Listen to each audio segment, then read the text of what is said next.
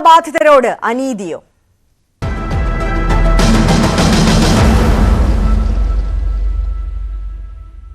മുണ്ടക്കൈ പുനരധിവാസത്തിനുള്ള കേന്ദ്ര വായ്പയുടെ നിബന്ധനകൾ സംസ്ഥാനത്തോടുള്ള അവഹേളനമെന്ന വിമർശനം ശക്തമാക്കി LDFും UDFും.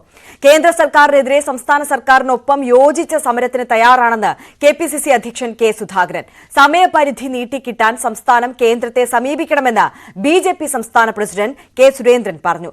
45 ദിവസത്തിനുള്ളിൽ പണം ചെലവഴിച്ച് വിനിയോഗ സർട്ടിഫിക്കറ്റ് നൽകുന്നത് അസാധ്യമെന്നാണ് സംസ്ഥാന സർക്കാരിന്റെ വിലയിരുത്തൽ. തുടർ നടപടികൾക്കായി തിങ്കളാഴ്ച വകുപ്പ് സെക്രട്ടറിമാരുടെ യോഗം ചേരും. ദുരന്തം തകർത്തെറിഞ്ഞവരുടെ പുനരധിവാസത്തിനായി കേന്ദ്രം കൈപിടിക്കുന്നത് കാത്തിരിക്കുകയാണ് കേരളം. എന്നാൽ സാമ്പത്തിക സഹായത്തിന് പകരം ലഭിച്ചത് തിരിച്ചടക്കേണ്ട വായ്പ, അതും 45 ദിവസത്തിനുള്ളിൽ ചെലവഴിച്ച് വിനിയോഗ സർട്ടിഫിക്കറ്റ് നൽകണമെന്ന തികച്ചും അപ്രായോഗികമായ നിബന്ധനയോടെ.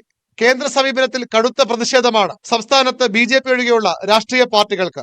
യഥാർത്ഥത്തിൽ നമുക്ക് മറ്റ് സംസ്ഥാനങ്ങൾക്കൊക്കെ നൽകിയിട്ടുള്ളതുപോലെയുള്ള ഗ്രാന്റ് സഹായമാണ് ഇത്തരം ഘട്ടത്തിൽ ആവശ്യമായിട്ടുള്ളത്.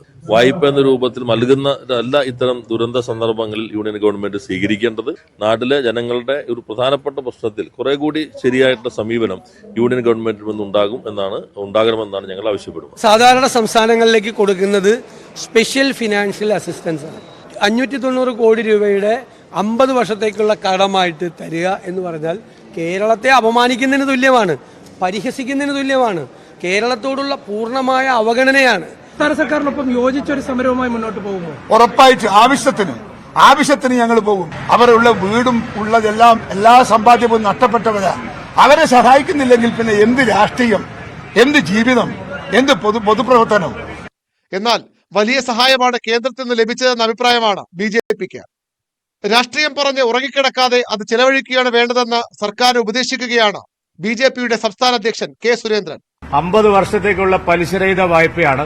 ഫലത്തിൽ അതൊരു ഗ്രാന്റ് തന്നെയാണ്. ഇവിടെ 550 കോടി രൂപ ഫലപ്രദമായി ചെലവഴിക്കാനുള്ള സത്വര നടപടിയാണ് സർക്കാർ സ്വീകരിക്കേണ്ടത്.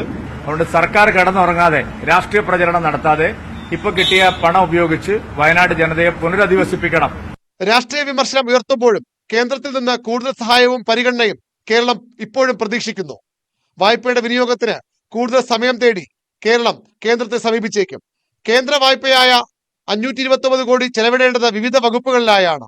ചുരുങ്ങിയ സമയത്തിനുള്ളിൽ എന്തു ചെയ്യാനാകും എന്നതിനെക്കുറിച്ച് തീരുമാനിക്കാൻ തിങ്കളാഴ്ച വകുപ്പ് സെക്രട്ടറിമാരുടെ യോഗം ചേരും. ഓരോ വകുപ്പുകളുടെയും നിർദ്ദേശം പരിഗണിച്ച് മന്ത്രിസഭാ യോഗം മുൻഗണന നിശ്ചയിച്ച് തുക ചെലവിടാനാണ് ആലോചന.